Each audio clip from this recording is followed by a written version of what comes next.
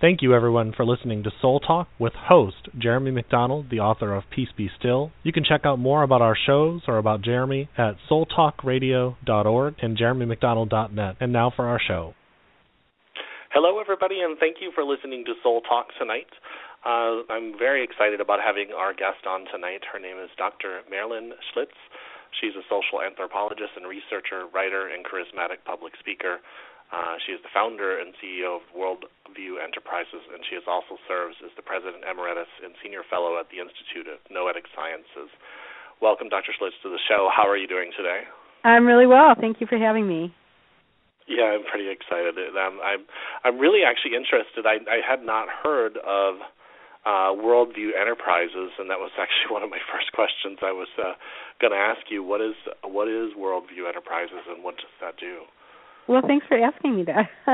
It's a little production company that I created about a year ago to develop cultural media programs, educational outreach kind of programs for the general public as well as for professional audiences. So I'm right now creating an educational program for nurses, for example, dealing with end-of-life, death, and the afterlife kind of issues. So that's what we do, and it's kind of a startup. Wow. So that would be geared towards hospice nurse and palliative care and stuff like that, wouldn't it? Exactly. Yeah, emergency room. Wonderful. Yeah, I only say that. My mother was a nurse for 31 years. Well, it's a noble profession, and it's really one that's very challenged. So I feel a certain sense of calling to help speak to that audience. Absolutely.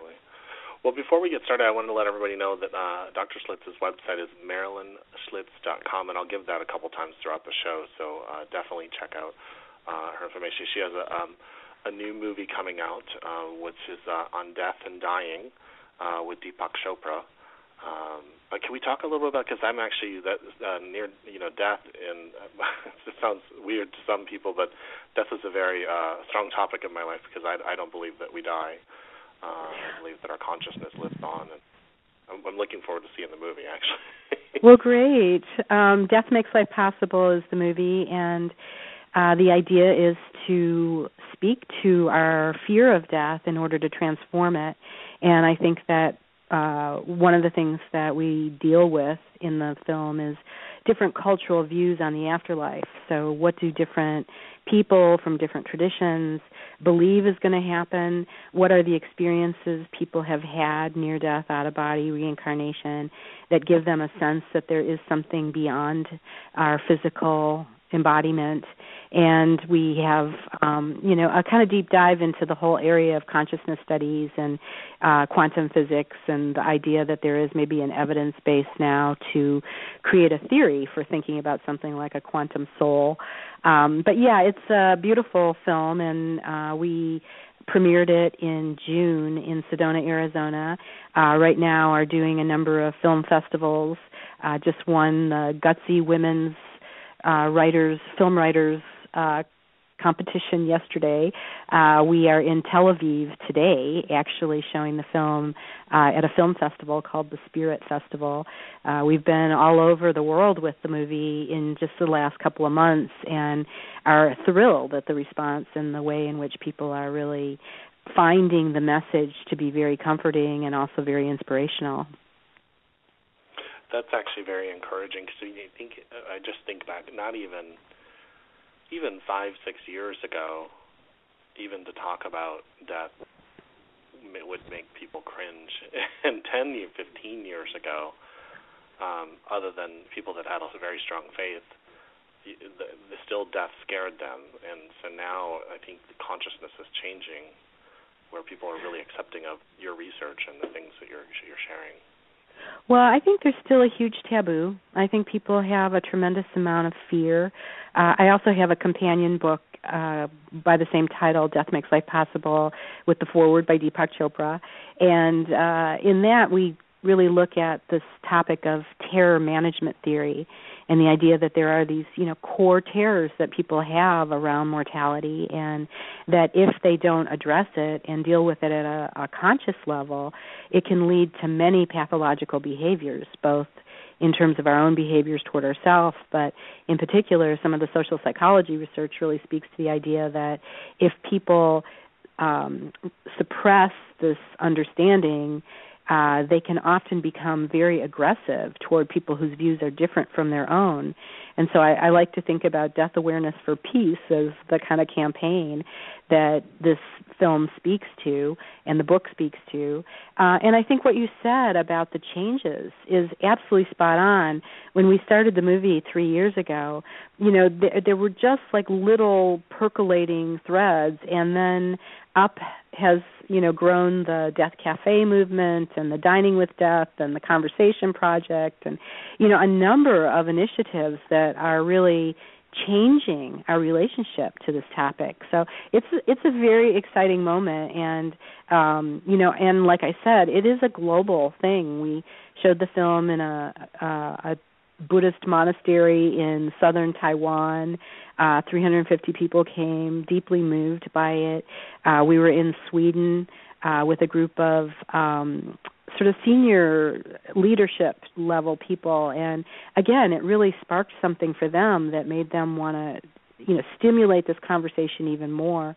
So that's what we're trying to do right now. If people wanted to go to the Death Makes Life Possible site, the website, we're really encouraging people to show the film in community, and we have a facilitator guide that people can use to help stimulate conversation around, what comes up for people as a result of, this exploration into not only our own beliefs and worldviews, but how do those worldviews fit amidst the world's traditions. And it's a very exciting and provocative topic. So if they wanted to go to the website, is it deathmakeslivingpossible.com, or what is the It's Death Makes Life Possible. Well, okay, I just wanted to make sure they got it correct. Yeah, thank you. No, that's good. A letter makes a difference in an email address, doesn't it?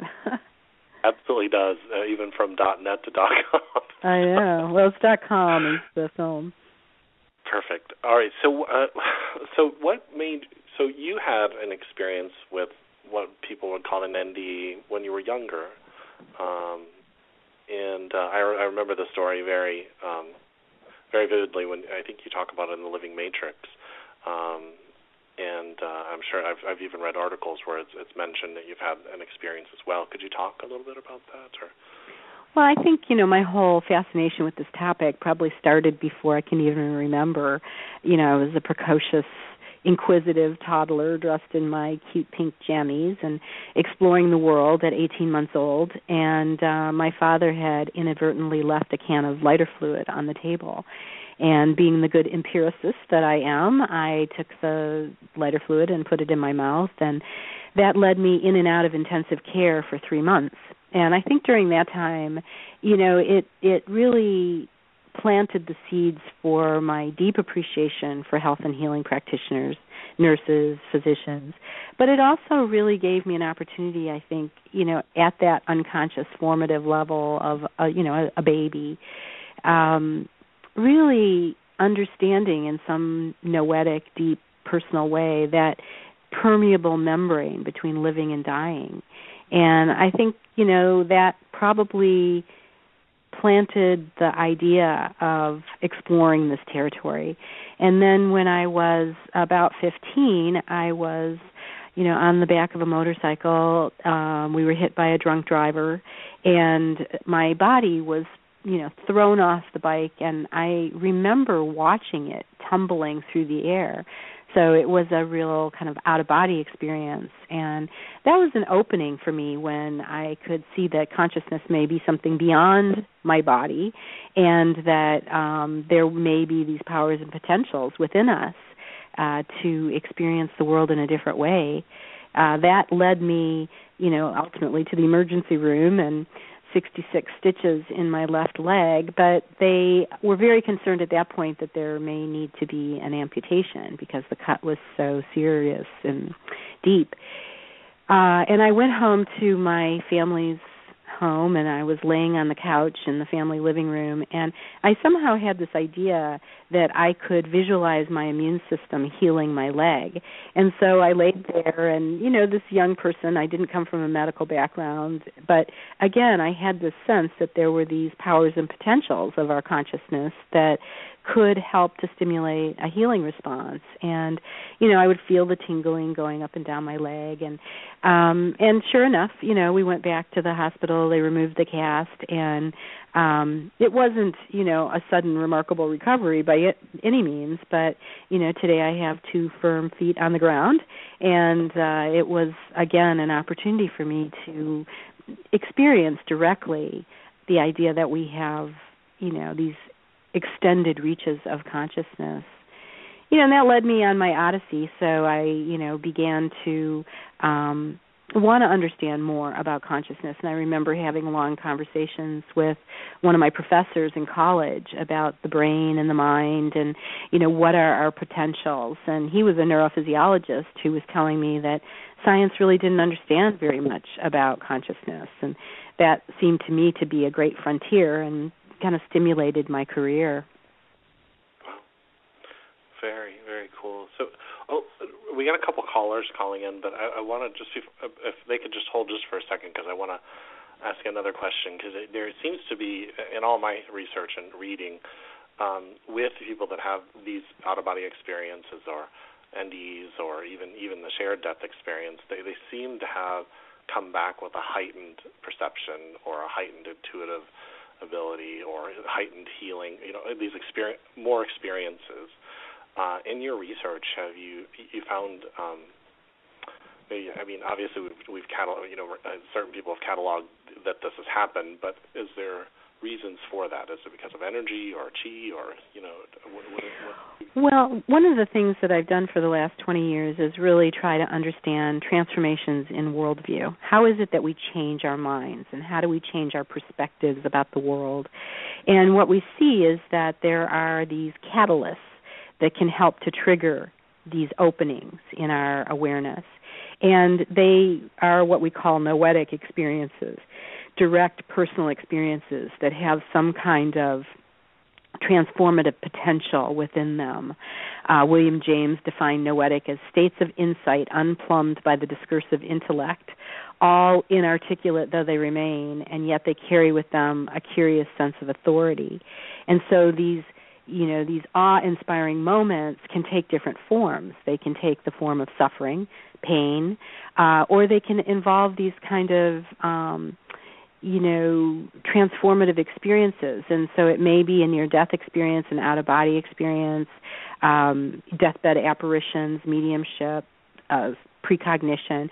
All these things can stimulate in people an experience. But one of the things we've observed in our work, and we write about in our book, Living Deeply, The Art and Science of Transformation, is that people can shut it down. We can choose to ignore it. And so, those people who take the call and are willing to then go into a process of exploration ultimately can begin to live into a new transformed worldview and a new experience. But it isn't for everyone, and it's really amazing how our brains have these capacities to resist new information that doesn't fit within our model of reality. So, when people describe these experiences as having been life-changing, that's a beautiful gift that they've been given, because not everybody has that experience. Yeah, most definitely. Thank you for that answer. I'm just going to bring a caller on if you're ready to take Sure. a call. So just one.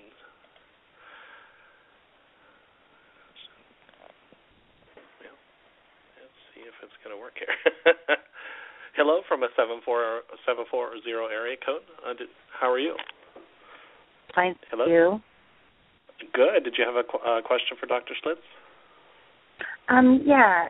How, unless you addressed this at the beginning of the show and I missed it, but how do you elevate your consciousness?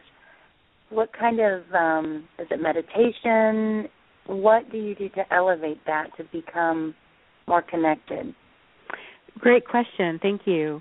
Well, when I talked about this transformation work, and again, we dig into it and present some of the findings in the Living Deeply book, but we actually invited people to send us their stories. We conducted focus groups. We interviewed masters from a variety of different traditions. We conducted surveys and even longitudinal studies to look at this issue of transformation. How is it that we can live into a new way of being?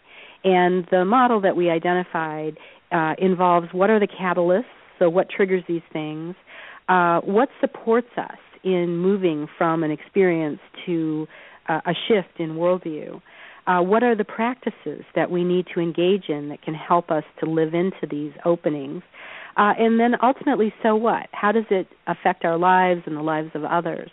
What we found in our model was that, these noetic experiences can be a wake-up call for people. It can be anything. It can be the death of a loved one, the loss of a job, some kind of disruptive experience that shifts our steady state and causes us to question our assumptions. That can then lead us on an exploration. And we can begin to bring a kind of curiosity and playfulness to these experiences, recognizing that pain can be a very powerful catalyst for us. And so how do we begin to shift our experience of suffering to one of opportunity?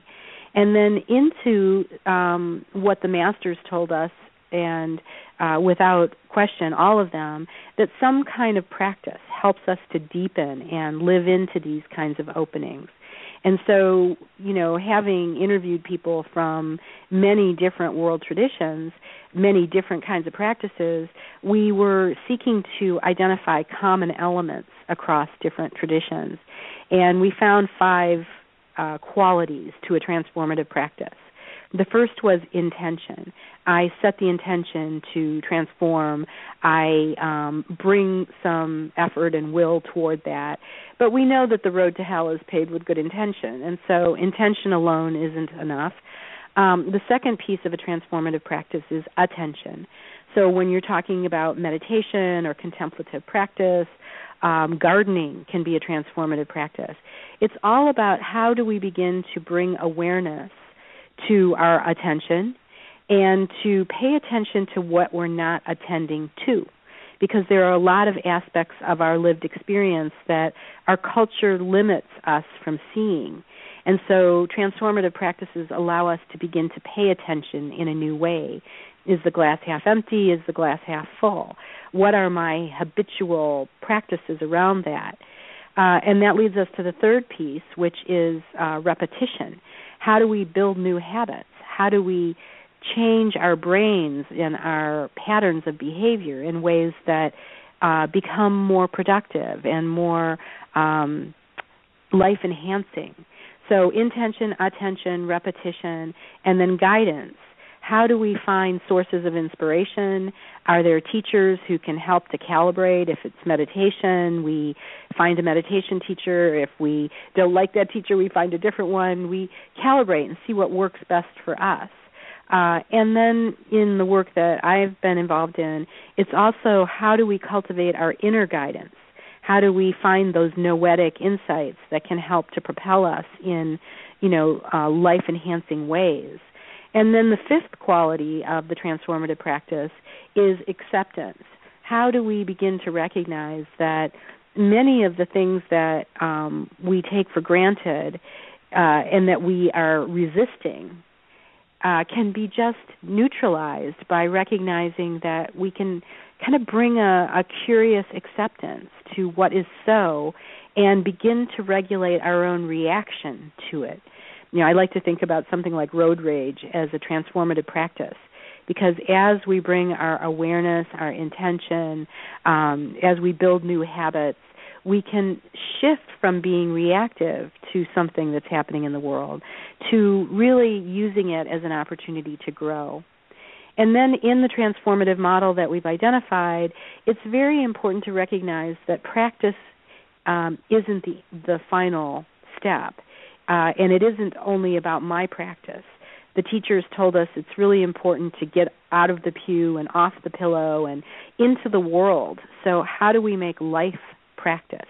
How do we make any challenging situation in our lives an opportunity to grow and to develop and be in a place of reverence and grace?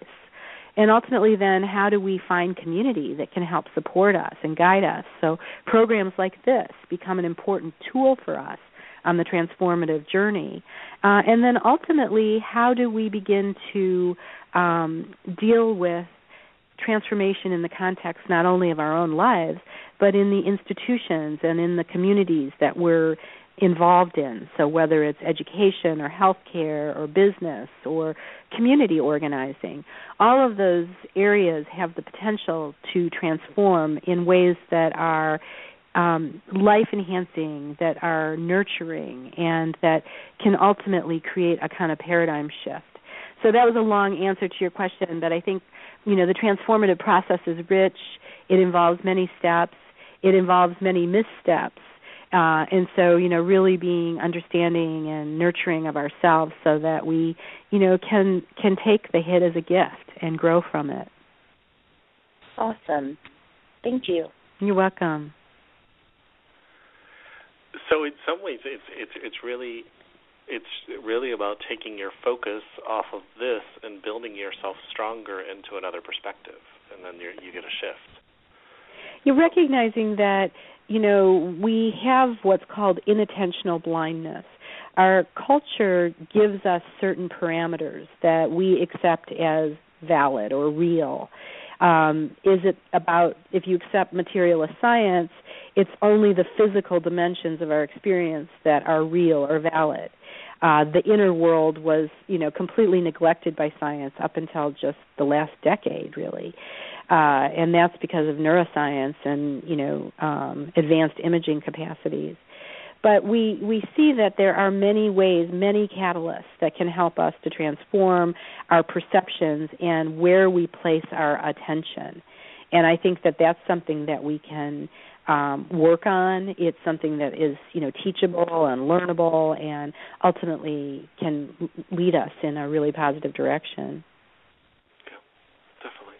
Thank you. We got another caller here. I'm just going to bring them on really quick. Hello from the 469 area code. How are you? Yes, greetings. Is this basically talking about the out-of-body experiences or just a number of things? Out-of-body experiences are an important part of, people's awareness and that sense that there are extended capacities. Mm-hmm. Right. They have a question. So if a person is dreaming or is having that out-of-body experience and they have a dark shadow or, pretty much a dark shadow of their being that comes and they see it coming out and they turn very slow and it connects back with them, what would you say that is? I'm not quite sure I understand the question. Can you tell me a little more? Okay, let's see. There was, instead of the actual out-of-body experience part, I was trying to see if it is under the same category as a black silhouette of the person that's having the out-of-body experience, but it's like instead of the actual being coming out, it's a black silhouette of them, and it's coming out of their body, and they're actually watching it happen. Uh-huh. Well, it depends on how they view it, what impact it has on, their life. Does that feel like it's something that is leading toward healing and the restoration of balance and wholeness? In which case it's a positive thing. If it's something that causes suffering and anxiety, then I think it's something that needs to be worked with and looked at. Okay. So what I'm going to do is sit back and listen to the rest of this class. Thank you. Okay, thank you. Wow. We got one more caller, and so I'm going to bring them out. Okay. We're just going to get through this. Thank you. That's great. Hello from the 859 area code. How are you? Hello, Jeremy. How are you? I'm good. How are you? I'm very good. I just wanted to say thank you to your guest because she has helped me tremendously. And I remember the movie The Living Matrix, and she was the one. I have had a near-death experience, and you know who this is. This is Virginia Drake. And I just wanted to say thank you so much for helping me, because when I had my near-death experience, I didn't have anybody around to help me understand all the craziness that you end up doing. But it's really not crazy, but it's crazy to people who've never had it. And the courage it takes for us to now start coming out and really saying that is so exciting, because I've held back for a long, long time, and it's so nice. Like I said, The Living Matrix was one of the real true documentaries that made me realize I could heal myself. And thank you for all the work you've done and for bringing all the information. And I am so grateful for you in my life, because you did help change my life. And I loved your points, and I am a teacher, and I know Jeremy very well, but I just wanted to say thank you. Well, thank you. That's very heartening. And I hope that you'll check out Death Makes Life Possible, the film and the book, because we really do try to address the kind of issues, when people have had an experience that doesn't make sense to them or that is disruptive in some way to what they understood reality to be, that can be a very lonely experience. It can be very alienating and estranging for people. And so, one piece that's really important for people to know is that many, many, many people have had these kinds of experiences, and that there are potentials in these experiences that can really make our lives better and that can promote our healing, as you said. So I like to think about transformation as healing and healing as transformation, and holding both of those dimensions can be very nurturing for us. Absolutely, and that's the way I feel too, because it took me on a whole new pathway. I had a heart attack in 1998, and my whole life has changed from my whole perspective of what I thought it would be into what it is now. And I'm a speaker and I work with Jeremy, but I was so excited when Jeremy got you on the show, because I have loved the Living Matrix. I'm also a spiritual teacher, and I use the Living Matrix at the very beginning to let people know this is real, and there's a lot. But as you all know, that a lot of people weren't talking about it back then, and now it's coming to the forefront into ways I never thought it would ever be. And I'm just grateful for the Living Matrix, for you and for the people that are standing up and really speaking their truth about it, because it does happen to everybody. And the lady that called, can I just explain to what I know about what she's talking about? A lot of times I equate a lot of things to mind thoughts. And those shadows are a lot of times just mind thoughts that you have not really been triggered on and you haven't looked at. And that's giving you an opportunity, as you said, to really open that up to see what kind of healing that can open up. Because a shadow is just thoughts that are shadowed in your mind that you're not even aware of. And it's almost like the light, or that opportunity throws some light on it so you can learn even more about yourself. So that when I was hearing her say that, I thought I wanted to, because that was my experience. It was really, really mind thoughts or a feeling or emotion that I was not really looking at and understanding. So, but please go on. I don't want to interrupt your show, but I really do appreciate you. Thank you so much. Thank you. That was very helpful. Okay. Well, I will be listening too. Thanks. Thank you. Bye. Wow, quite a few callers. So well, great. That's so beautiful. When I'm just kind of touch on some other points and some of the things I've seen in your work is one of it's not, it's obviously not just about, death and dying and near-death experience and stuff like that. A lot of it's about healing, and I've seen you talk about research where one person is looking through a TV monitor, and you were measuring what was happening between the two individuals, and I've seen other research where you had a person that wasn't sick, and then a loved one that was sick, and you were measuring, I believe, the healing capacity or the love that was going towards that person. You saw results. And could you talk a little bit about that research? Sure. Well, my training is as a medical anthropologist, and so I have a really strong interest in healing, and healing from different cultural traditions and perspectives, different modalities. And so one of the things we became interested in a long time ago, it was about 1980 I started doing this work, was the idea that healers in different cultures make a claim, that they can influence or heal another person at a distance, and that person doesn't even have to know they're the object of this intention. And so the question was, what are the various mechanisms by which such a healing could happen? Is it suggestion? Is it some kind of subtle energy? Or is there some, potential within our healing intentions that can bring about a measurable change in another person? And so in order to answer that question, we developed an experimental paradigm within the laboratory where we invited healers to come in psychics and people from different, walks of life. The experimenters ended up being some of the strongest people in the studies that we did. So what we invited them to do is to sit in a room, and at random times throughout the session, they were asked to send some kind of intention to another person who was in the other room, and that second person was being monitored for physiological responses. So they, for example, had sensors on their hands, and we would be monitoring their electrodermal activity, part of their autonomic nervous system activity, that part of our physiology that functions automatically. Meanwhile, so they're sitting in a quiet room having their physiology monitored. Meanwhile, the healers at random times throughout the session are sending healing intention to the distant person. And then what we're able to do is average the physiological activity during the sending periods, the healing periods, as compared to control periods. And this allows us to do a statistic to see if there are measurable differences in the physiology of the person when the healer is attempting to heal them.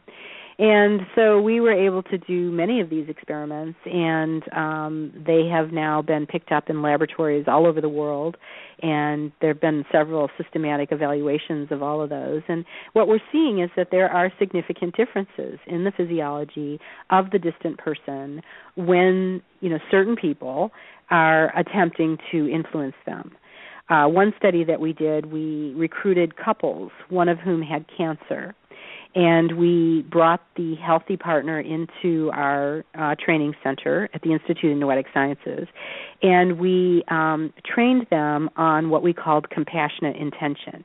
And this involved a set of practices that were derived from a number of traditions. We used the Tonglen, Tibetan heart-opening practices, Christian Science, Barbara Brennan's School of Energy Medicine, and some other information that we'd gotten from some work we'd done with healers. And we instructed these healthy partners for 8 hours and then sent them home for 8 weeks and asked them to continue practicing. And then we brought the couples into a laboratory and we did the same protocol where we monitored the patient's physiology. We had the healthy person in another room. At random times throughout the session, they watched an image of their loved one via closed-circuit television. And we were then able to, during certain sending periods, ask them to send compassionate intention or love to their partner. And we were able to measure then significant changes in physiology when the person was sending love as compared to the control conditions. So this doesn't speak to healing directly, but what it speaks to is the idea that our intention may be able to influence another person's physiology under these kind of distant, non-local circumstances. The literature from the clinical populations is a bit more mixed. So I would say we've established a kind of proof of principle through this research that intention has some measurable impact at a distance. How that translates into clinical outcomes with heart patients or, cancer patients, diabetes patients, it remains to be established. And a lot of the work is very challenging to interpret. Part of the problem may be that it's just healing is a very complicated process, and it may be that we just haven't figured out the right ways to do the research. But anyway, yes, so we've done quite a bit of work in that area. I was watching an interview with you the other day with, I believe it was Lilu Mace, and you had mentioned that I think she had asked you the question, what have you found is the strongest healing, or whatever. What you mentioned that it's hard to say, that one healing circumstance would work with this person and this one would work with another. I can't remember how you said it, but it was basically, I kind of got from it is that each circumstance could be different, because I think healing is, I like to think about healing as a nested set of relationships. And so we have these innate capacities within us to heal, to self-correct. And I want to make a distinction between healing and curing, because curing is, the eradication of a particular disease or disorder. But healing is something that is about transformation. It's about a fundamental shift. And it may come in the face of dying. It may come in the face of living with a chronic illness.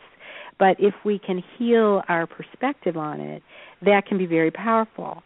So when we think about the healing relationship, it's the relationship of all the parts of our body acting in, beautiful choreography. It's the relationship between our minds and our bodies, the idea that our thoughts and our emotions have a profound impact on our health and well-being, and that we can begin to transform those thoughts and actually measure changes in the body as a result of that. Things that can help us to buffer ourselves from stress. Very, very important. So mindfulness practices or breathing, exercise, good nutrition, adequate sleep, these things are all really important for optimizing that. And then there's that sense of our connection to another person. And so, one person's healer, may not work for another person at all, because there's something about the qualities within us that, resonate with the qualities of the other person and can help to really stimulate us or not. And then I think about healing in the context of our, relationships more generally, that we see that people who are in healthy, happy relationships are happier and healthier, generally speaking. The same is true if they're involved in some kind of community service. People who are involved in volunteering, for example, live longer and are healthier on average. People who are involved in some kind of community, a religious practice, a spiritual practice, tend to have better resilience and, stronger well-being. So these things are all very exciting and speak to the idea of relationships as the fundamental element of healing. Absolutely. Well, and I think along the lines of, being a part of something, a community or being of service, that it really just makes you feel good, on some levels, depending on the circumstances, of course. So I could really see we could reduce anxiety and, many other things. There's a lot we could talk about that considerably. I want to talk about, you have a new a book coming out, and it's not just it's Living Deeply. Is that the next book that's coming out?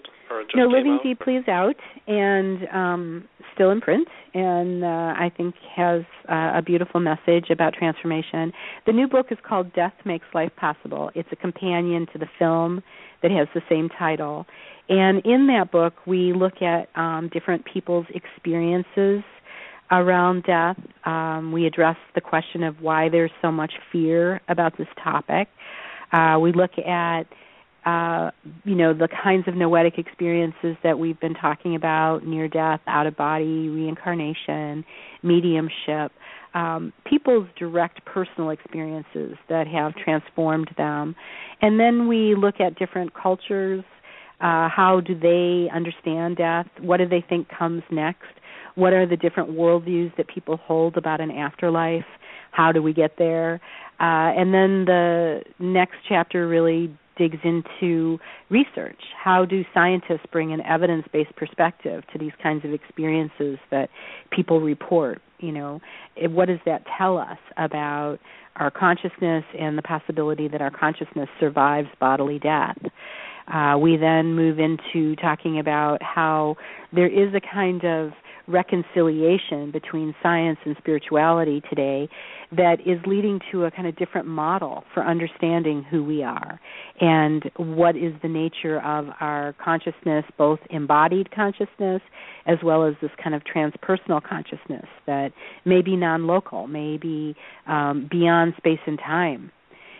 We then dig into the idea of grief and transformation. What are the tools that people need in order to invite healing into the most difficult and challenging moments in their lives? And ultimately, how do we take our own personal transformation and begin to speak to whole systems, societal transformation? How can we shift the conversation in healthcare and organized medicine from one that looks at, death as the enemy and instead begin to see that it's part of our natural cycle of life?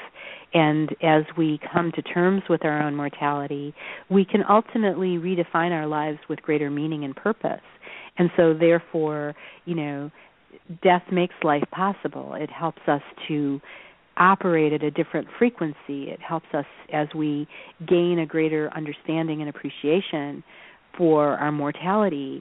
It helps us to define our purpose in life and to live every moment with a great sense of opportunity and growth and possibility.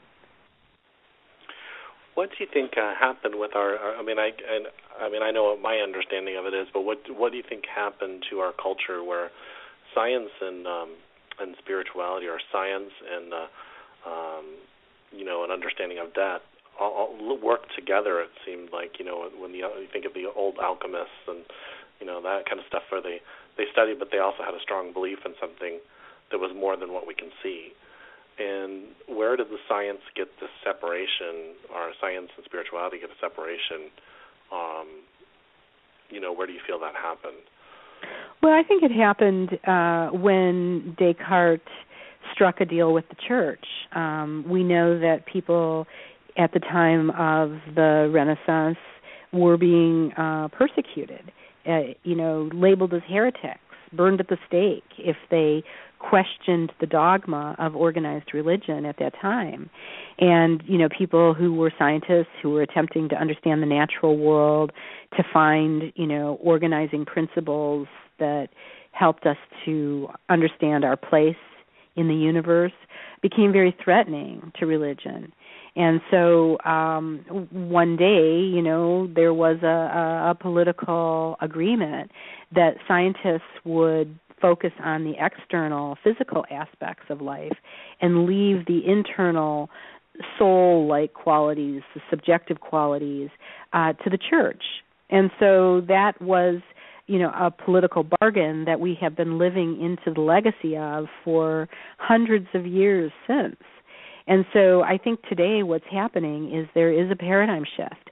I think there's a movement toward what I'm going to call evidence-based spirituality, the idea that what we're learning coming from systems theory and complexity theory, nonlinear dynamics, quantum mechanics, are all speaking to the idea that there is this entanglement, there's this interconnectedness.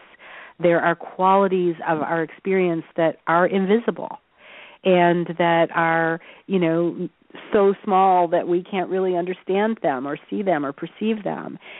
These experiences that are coming out of science support a lot of what different religious and spiritual traditions have been talking about. And so I think now there is a kind of new model that's emerging. And it's very exciting to think that we're alive at this time when, different truth systems are coming into contact, and where it had been greeted with intolerance up until this moment, there is now a kind of curious engagement with each other and a deep listening that I see happening across different faith traditions. So it's, I think, a very exciting moment to begin to redefine our understanding of who we are as human beings, what is the nature of our embodiment, and what are the possibilities that lie beyond.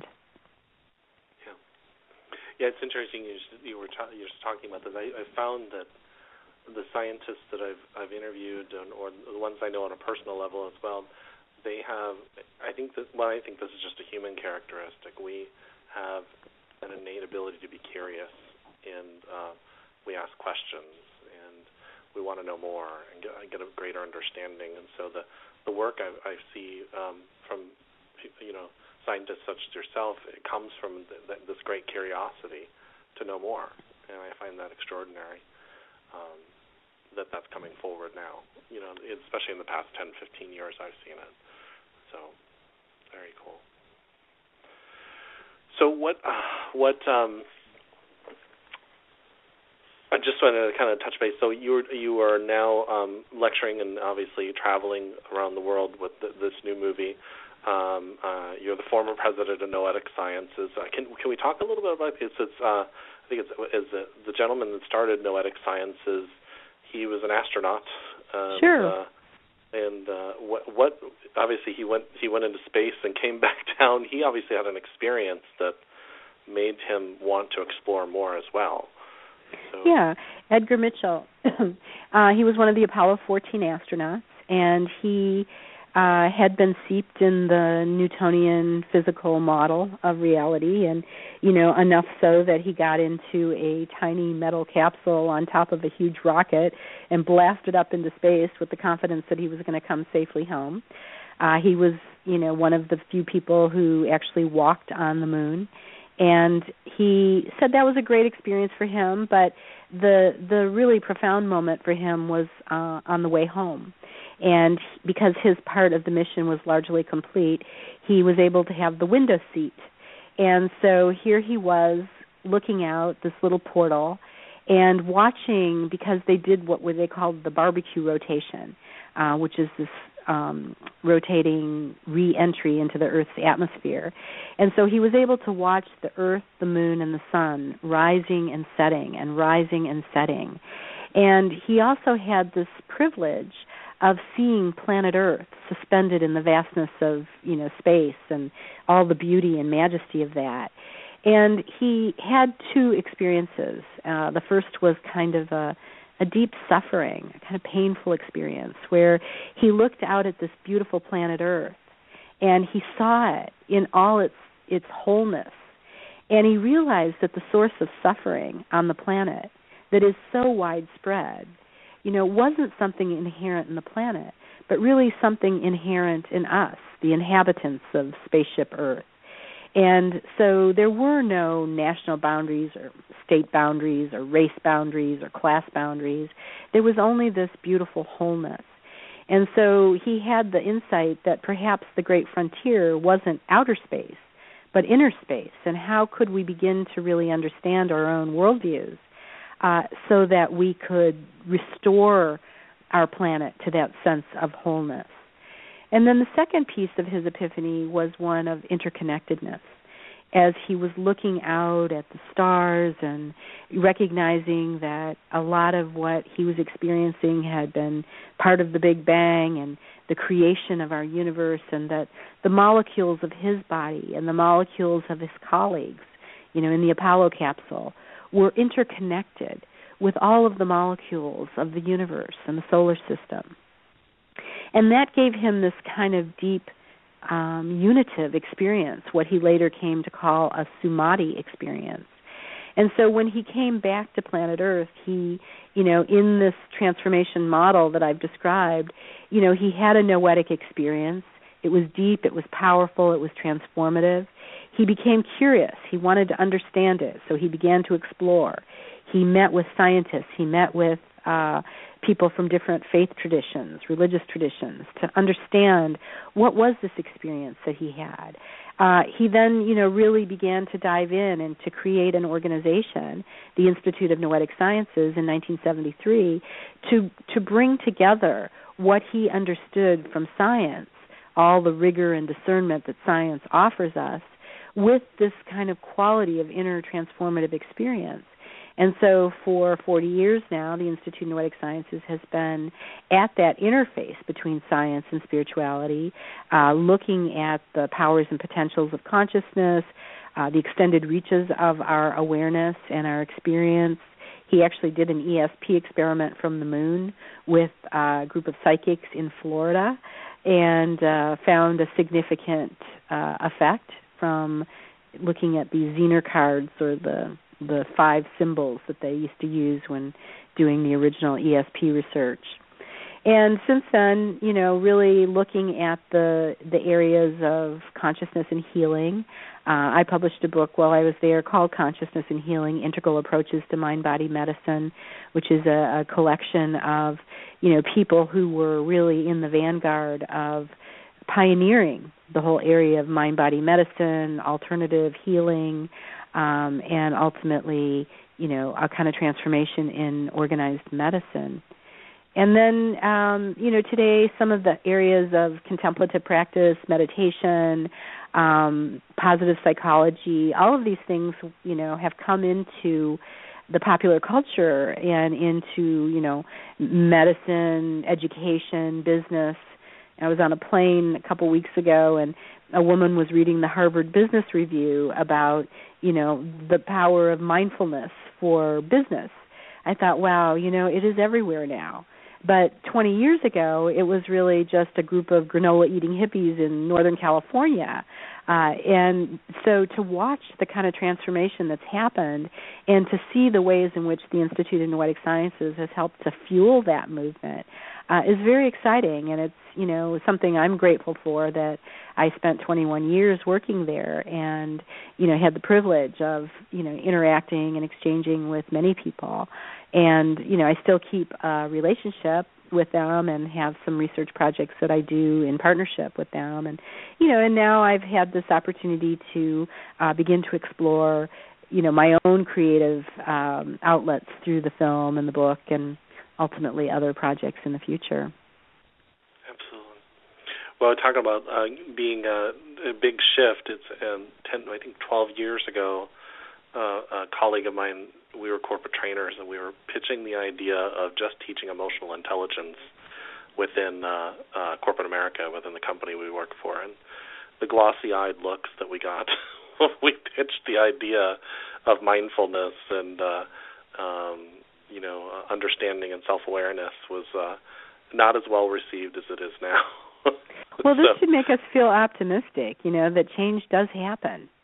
And it is happening. It's just phenomenal to me. Every day, new studies are coming out that are looking at different dependent measures that, whether it's, our sense of stress reduction or whether it's profitability in the context of a corporation. There are really a wide variety of applications for what's happening. I also think it's important to remember, Dean Ornish says this in my book, Consciousness and Healing, we need to remember that the swamis and the yogis didn't invent these practices in order to do better in the boardroom. They really developed them as tools for our own personal spiritual growth and transformation, and ultimately as tools for the transformation of our collective well-being. So, it's really interesting and very encouraging, and at the same time, I think we need to be careful about how we apply some of these things and in what context. Absolutely. So we're down to a few minutes here, and I just wanted to ask you one question. We're talking about, because we've focused a lot about healing and, of course, death makes life possible. For those people out there, because I know you're doing a lot of work with nurses and stuff like that, for those people out there that are losing family members or, they're transitioning into a new state of consciousness, for the ones that are left behind, what could we tell them to help them with their grief or their understanding? Of course, grief, I would think is healthy, but what could you give them to help them, move on or let go? Or grief? Well, grief, first of all, has its own course, and so nobody can prescribe exactly how one person should react or behave. There are a variety of different transformative tools for dealing with grief, both personally, internally, as well as then collectively. In fact, tomorrow is the Day of the Dead, and the Mexican community will be out doing parades and celebrations. This is a time of year when many traditions see the veil between the living and the dead is very thin. And so there's this opportunity to be in relationship with our loved ones, to maintain that sense of connection and continuity. I think it's there all the time. But in these traditions, the idea at the fall, maybe as the days are growing shorter, that we have this chance to celebrate the lives of those who have passed on. I think there are a variety of kind of contemplative tools. Labyrinths, that's another area that has grown in popularity. Most, medical centers have a labyrinth, many community centers, many churches.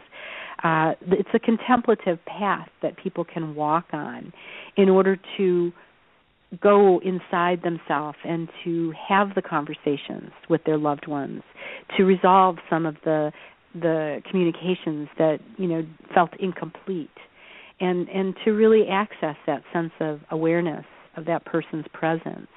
There are a number of tools within, the lucid dreaming tradition, for example, where people can use the process of dreaming as an opportunity to engage their loved ones and to have conversation. I think it's also really important to recognize that as we grieve, we have the potentials to heal ourselves.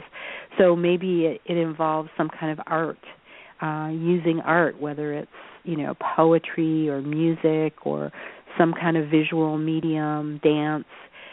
In my book, The Death Makes Life Possible, we go into different practices and offer different tools that people can use in order to deal with their own grief, to transform it, to use grief as a transformational tool for them, both individually and collectively. Thank you so much for that.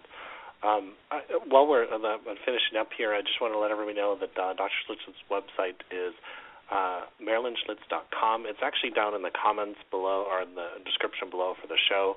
So definitely check out her website where you can find her new movie and book, Death Makes Life Possible, and find out more about her and her work at her website as well. There's quite a bit of information there. So I guess my last question for you, and it's not really a question, it's just is there anything that you would like to share in the next last few minutes here that we didn't maybe talk about in the show? Well, the thing that's exciting me today is the idea that we can use death awareness as a tool for peace. And by this I mean that as people become more aware of the ways in which their unconscious mind leads to these kind of pathological behaviors, they limit themselves. And so I've had the privilege, to be with the Buddhists and the Muslims and the Christians, and today in Tel Aviv, the film being there, there is an opportunity to have a conversation that is healing for ourselves, but healing at a global level. How is it that we can really facilitate these kinds of conversations in different contexts so that we can gain a deeper appreciation for not only what is different about people who come from different worldviews, religions, traditions, but also what is the common link that, provides that meeting for all of us. And so that's something that I am keenly interested in, is how do we really affect a kind of large-scale community dialogue? How do we make transformation and healing an epidemic? And how do we nurture one another in ways that can help support our own individual journeys, but also this kind of common discourse that we've identified in our conversations today? So, I have a blog that I put out regularly if people are interested in, learning more about some of the findings, some of the transformational projects that are happening at a global level. I'm really delighted to be here. I'm happy to come in and do community work, lectures, and that kind of thing as things, develop. And also I'll be offering some trainings both for individuals as well as for healthcare professionals in the next couple of months. So I will look forward to meeting people on the path. Thank you so much, Dr. Schlitz, for being on the show. It has been very much a pleasure, and I look forward to future conversations on Soul Talk. Well, thank you for having me, and thank you for facilitating this kind of meeting for people. I think it's really important work. Thank you. You have a wonderful evening. You too. Bye.